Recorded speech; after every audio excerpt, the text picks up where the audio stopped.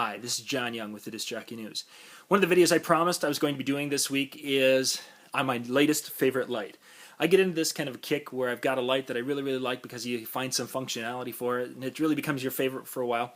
Well, after my wedding season, early wedding season, I've come up with that light. It is the American DJ Freq 5. This is a strobe light, and of course you're like, wedding guy, what are you doing with the strobe light? What's the strobe light doing for you?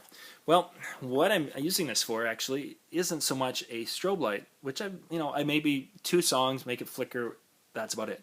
What I'm using this for, well, that's actually, if you've never seen it, it has 5. It's a Freq 5, so it has 5 different LEDs, very bright white LEDs, and of course it can.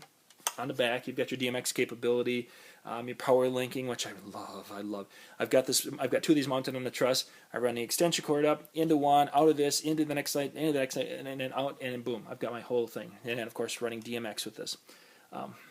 You can do some things. You can control it, play with it. Standalone, you can use a simple controller, the UC3 controllers. I don't do that. I'm using it as a DMX fixture, which for me, DMX is like a huge step because I've been like totally afraid of that. I love my plug and play. But I'm using it. I've got a simple controller. I have this set to 2 channel. That means that one channel is the dimming and one channel is the controlling the strobing. Well, if you set the strobing the slider just right, you've got full on. And then of course the dimming brings it up. That's what I'm using the Freq 5 for. Is I'm using this basically as a spotlight or floodlight. I have 2 of these on my 10-foot I-beam trussing. You'll see some of my other videos. It'll show you what I'm using. And I have 2. So what I can do is when I'm doing a spotlight dance, I can just bring this up a little bit. Just enough so it's illuminating the bride and the groom, but not to the point where it's really causing trouble for blinding anyone. But what it does is it brings, with the light up, the older guests, they can see the bride and groom. They can see what's going on my dance floor. Dollar dance is another time I use this. If you were watching one of Jay Brandon's videos, money dance, honeymoon dance, whatever you want to call it. It's basically what we call it up here is the dollar dance in Minnesota. And I use this to bring the light up a little bit so it isn't that really dark and people aren't, what's going on out there? Is it a slow dance? It's the dollar dance because they can now see. Grandma and Grandpa can now see what's going on my dance floor.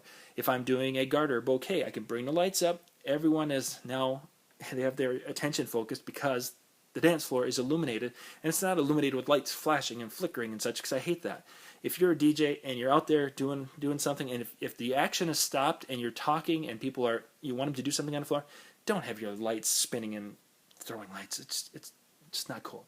So anyway, the Freq 5, I've got 2 of those up on my truss. I really am liking this right now as a floodlight because I can dim it, bring it back, bring it up, and if I want to have it flicker, I can certainly do that too. But this is it right now for the first half of wedding season, my favorite light. This is John Young with the Disc Jockey News.